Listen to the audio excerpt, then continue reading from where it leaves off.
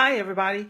I want to welcome you to the middle of my mess. Just show you around the room real quick, and you'll see that I've got mess everywhere. I've got projects that I'm working on for different people, for different ministries. It's just, it's layers upon layers of mess, it seems like. And this is my mess, but you know what I find out? I find out a lot of people have mess going on in their life. It may be a mess in their health, in their heart, in their relationship. It's a mess. And the question isn't how you got there. What's really important is how do you get there? How do you get out of the middle of that mess? How do you demessify your life? And so that's what I want to talk to you about. One of the things that I learned this weekend is at the point that we find out that we have a fault, that there's a fault in our life, that there's something that we have a fault, then it becomes our responsibility to do something about that. So whenever you find yourself in the middle of a mess, one of the first things you need to do is figure out, what did I do to get in this mess? Where am I responsible? You see, once I'm responsible, once I figure out where my responsibility lies,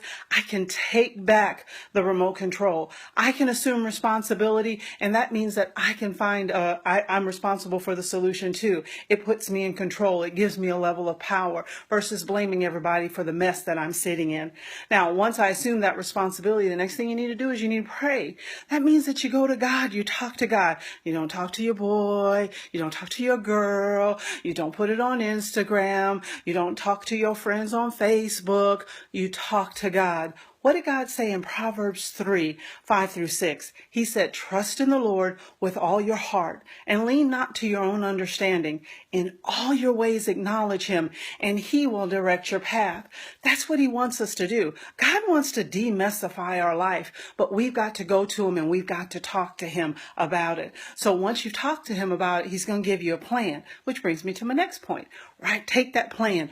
Write that plan down, and that gives you something to follow, not just so you won't forget, but it also gives you a roadmap. If I tried to leave Georgia and head to St. Louis and I didn't follow the directions that I mapped out and I didn't listen to my GPS and I started heading up to New York, I can't get mad at my GPS whenever I don't make it there on time or whenever I don't make it because I never turn back.